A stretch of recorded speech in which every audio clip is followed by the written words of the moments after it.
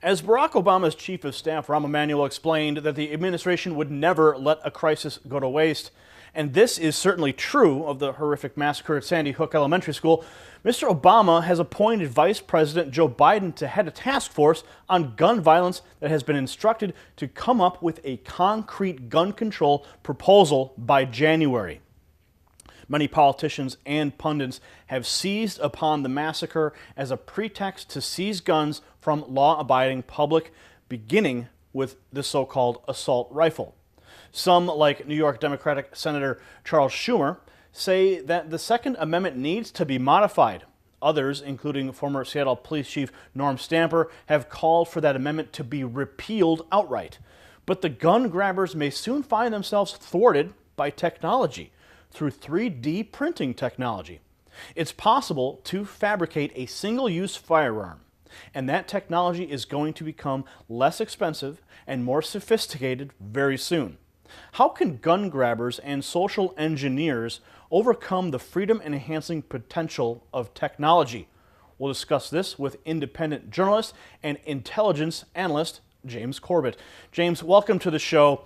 We're talking about 3D printing technology. It's really cutting edge. How widely available is this technology right now? Well, I think something that would be pretty surprising for a lot of people out there is that this technology has actually been around for a few decades now, and it's just starting to really hit the mainstream commercially. And I think in the next few years, people are going to start seeing it more and more available sort of at their local stores, etc. But just to give a perspective for people, back 10 years ago, it would have cost in the tens of thousands of dollars for even a budget 3D printer. But right now you can get a good quality 3D printer desktop variety for under $2,000. So it's starting to reach that price point where it's going to start filtering into people's homes. And because it is such a really, truly revolutionary technology in bringing manufacturing down to the local level, down to the individual level, it's really going to have, I think, a profound effect on the economy. Now, James, I want to note here that you're calling in via Skype from Japan, utilizing another cutting-edge technology here. But being in Japan, how do you see technology developing before it comes to the United States? Do you see 3D printing more in Japan where you are? Unfortunately not. I think that this is going to be something of a global phenomenon when it hits. And I think we're starting to see that more and more with the development and the introduction of technologies. It was, I think, there was a more significant lag in previous years. That was noticeable for me, for example, when I first came to Japan a decade ago, and the cell phones here were light years ahead of what they had back in America. But now it's pretty much at the same level, and technologies tend to be rolled out almost simultaneously. And with this 3D printing revolution, I think this is something that, again, there's a cutting edge of people in all countries all around the world who have caught on to this and who are on that leading edge. And I don't think it's really specific to any country. So I think this is one of those examples of how technology is really leveling the playing field between people of all different countries. And it's more a question of who's kind of got their ear to the ground and is aware of the technology rather than where people are actually living. James, do you believe that this technology could be used for good as well as for bad? Absolutely. Technology generally is a double-edged sword, but I think that certainly this 3D printing, I do see the absolute incredible nature of this technology as being something that could truly transform our society in a lot of different ways and transform it for the better. Of course, like any technology, it can also be used to commit horrible acts as well. And it's always a question of balancing that. But again, the question that often comes up when it comes to things like this is, should we be trying to limit it? Should we be trying to restrict this technology? Should we be trying to impose limitations on what it can do in order to stop it getting into the wrong hands? And should government have a say over that? And that's what I do. I want to ask you, though, do you think that governments will try to limit this technology from the people because of the potential for people to create weaponry out of it? Absolutely. There's no doubt. In fact, not only will they already are. In fact, there's already been some talk in Congress about renewing the ban on plastic weapons, which was first enacted back in 1988. It's coming up for expiry in December 2013. So congressmen and senators are already worrying about this because if it expires, then it would allow, for example, the people to print 3D weapons in their 3D printers and out of plastic parts, and to assemble those weapons without the need to ever go to a manufacturer, without ever needing to go to a gun store to actually buy the weapons. So this is something that governments are already thinking about, and in fact, we're already seeing the development of patents for basically digital rights management type technology for these 3D printers that would actually stop the printers from printing 3D weapons or anything else that the government basically wants to restrict. So we're already starting to see this creeping in, and it's going to be a very similar debate to what we've already been seeing in terms of, for example, Hollywood and the music labels trying to protect their intellectual property. I think we're going to see a very similar thing playing out with 3D printing, except it's going to be about actual physical objects. James, we're seeing a concerted attack on the Second Amendment after the recent public shootings in the United States, but isn't there also a low-intensity campaign to restrict freedom of expression online as well? Of course there is. It's been developing for a number of years now, but it seems to be coming to a head right now. And of course, in the past year, we've seen some remarkable changes in the playing field for online freedoms. And it started, of course, back at the beginning of the year with the Sopa and Pipa bills, which raised such a groundswell of concern amongst the general public. James, I don't mean to interrupt you, but for our viewers at home, could you explain what the Sopa and Pipa bills are briefly? Right, that was some legislation that was going through the House and the Senate, the Stop Online Piracy Act, and its basically cousin bill in the Senate, which were ostensibly trying to protect intellectual property rights for Hollywood and the music labels, etc., which would have allowed a greater range of ability for government and also ISP, internet service providers, to basically step in and to limit people's ability to access certain websites online, and also to even threaten such basic things as the ability to link to other websites if those websites are deemed to have violated copyrighted or posted copyrighted materials. So there was all sorts of concerns about what this could lead to and whether this would in fact really start to infringe on basic online freedoms. And so there was a groundswell of support against these bills, and there was a lot of people protesting them at the time. But when that protest actually stopped those bills and stopped them dead in Congress, the very next day they went and swooped in on Kim.com in New Zealand, who was the founder of a website called megaupload.com, which was basically a cyber locker where people could just put their files online in the cloud and access them later. The entire website was shut down by the U.S. authorities on the basis that it was violating copyright, or some of the users were violating copyright. So the entire website was shut down. And what that really demonstrated is that they didn't need the legislation in the first place. They still have the ability to just go in there and shut entire websites down and confiscate users' files and everything just on the basis of the suggestion of violation that some of the users had of copyrighted materials. So I think we've seen this build up for a long time. They're trying to not only hardwire it into law, but also into practice to crack down on basic online freedoms. So I think we're going to see even further incursions in 2013 as things begin to shape up. Now, James, you mentioned the Kim.com lockdown of Mega Upload because of it being an online so-called locker. But isn't Google Drive essentially the same exact thing? And Google is a much larger website, obviously. Of course it is, and it goes to the fundamental hypocrisies of the system. It's very similar to how YouTube, for example, operated for years with all sorts of copyrighted material being freely posted there day after day, and it became to the point where it was just too large and too popular to really to do that type of shutdown. So it started to work behind the scenes with the various publishers and music labels, etc., to work out deals behind the scenes. And this is the exact type of system that we see when government comes in and tries to regulate things like this, is that the big mega corporations get to work out the deals, and of course any competition to what they're trying to do gets shut down immediately. And it's the differential in enforcement, which is always the problem of these types of regulations. Now, James, I want to jump over to the Connecticut State Police because they've threatened to prosecute anybody that they believe is using Facebook, Twitter, and other social media sites to promote what they call disinformation about what happened in the Sandy Hook massacre. What do you think started that unprecedented threat, and can they make good on such a threat? Well, it's going to be difficult, I think, because from an international perspective, I think it's still true that America has some of the greatest laws that are protecting free speech. The First Amendment is still very much hardwired into American law, and we see from an international perspective, we see countries around the world, New Zealand, England, other countries that are already starting to enact these cyberbullying laws that will supposedly, if you hurt someone's feelings online, they can come and take away your internet and or lock you up, and all of these kinds of crazy pieces of legislation that are being passed because of some of the cyber hysteria that's going on over social media bullying and things like this.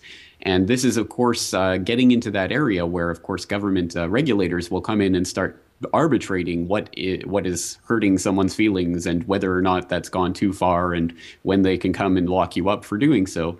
And this is what we're seeing going on an international scale. So to a certain extent, there's already a background for this that is going to start, I think, becoming a point of debate in the United States. But again, the First Amendment is still very much hardwired into the law there, and I don't see this toppling quite so easily. I think it's going to take a lot of softening up of the public through mainstream media, basically trying to propagandize to the people about why they need to have their First Amendment rights abridged. Do you believe that U.S. congressional politicians are going to take international precedent and apply it here in the States when it comes to these free speech laws? I think at the very least it provides a sort of model that would serve as something that they could point to in those types of debates, and that's unfortunately more and more what we see happening as laws get enacted in the United States. We see them getting enacted elsewhere. For example, of course, when the U.S. started the visit system, fingerprinting and photographing people who come in through the borders, Japan used that as an excuse to start doing it to all foreigners who enter Japan, and we see this spread of ideas of basically Big Brother type systems across the world through that type of hopscotch, where they basically use other models as an example and an excuse to implement them in their own places. So I could definitely see these types of laws that are already being enacted in other countries being used at the very least as some sort of model or something that they can point to in these types of debates. James, there's a discussion around the world, and especially in the United States, about drones. I want to talk about that for a moment because in recent years, the Obama administration has increasingly used unmanned drones to carry out lethal attacks overseas. We've even seen that some U.S. soldiers, drone pilots, have resigned their positions because they've seen these drone attacks killing children. Given the recent Sandy Hook massacre and the children that were killed there, it's very much on the forefront of people's minds about these drones. So now we're seeing law enforcement increasingly using drones for domestic surveillance. Is it realistic to expect that we'll see fully weaponized drones used domestically in the United States as well as overseas? Again, I think it is probably just a matter of time at this point. Obviously, it would take, again, some sort of incident or series of incidents to introduce the idea to the public and the necessity for the idea. But I think we're already at the point where it's almost an inevitability if you just play out events from where they are here. And especially when you start expanding the idea of what drones are even, because we tend to think of these flying plane-like devices, but really they're working on all sorts of autonomous robots and other technology.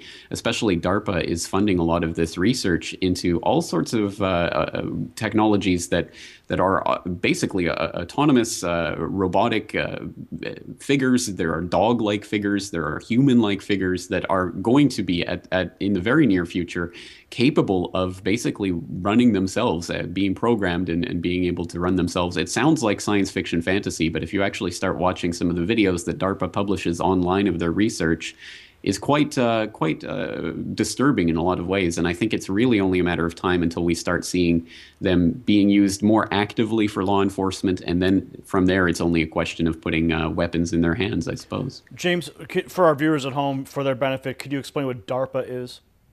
That's the Defense Advanced Research Projects Agency. It's basically a branch of the Department of Defense. It was in previous years, it's been known for some of its blue sky research. They tend to propose very wacky ideas, only a few of which ever pan out. But they were, for example, the people who brought to you the internet, which is how I'm coming to you right now. It was originally the ARPANET, which was a communication system that was designed to survive a nuclear attack.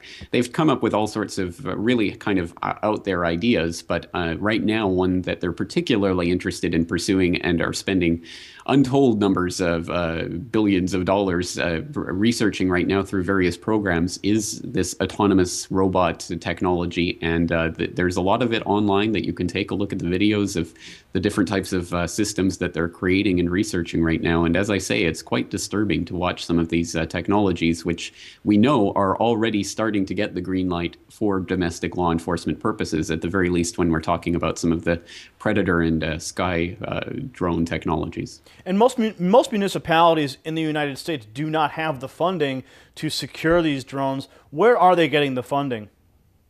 This is Department of Homeland Security funding, and it is being used. First of all, it's being used on the border and so it's being used as it's being introduced to the public as a type of border surveillance tool. But it is being used increasingly in law enforcement. In fact, some FOIA documents came out earlier this year showing that the FBI and the police have been given the green light to use these types of technologies in law enforcement.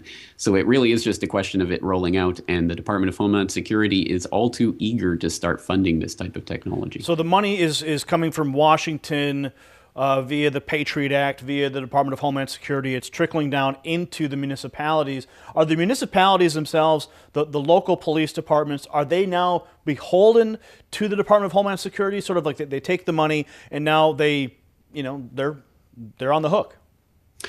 I don't know the specifics of the contracts that are being rolled out for this type of technology, but I think at least if we can go by history as any precedent, it's always a question of the local police signing over some of their ability to basically arbitrate on various matters to do with this technology, because it is coming from the federal government level. So I would say it would be naive of us to think that this is being provided just for the local police departments to use as they will. I'm sure that there are plenty of stipulations that they have to abide by, and of course that puts all of the power in Washington and in branches like the DHS. Now, we're talking about the United States, but I want to jump over to Afghanistan for just a moment here. Last question, because a few years ago, guerrillas in Afghanistan were able to hijack a drone using inexpensive technology. How vulnerable is that technology to low-tech solutions of that kind?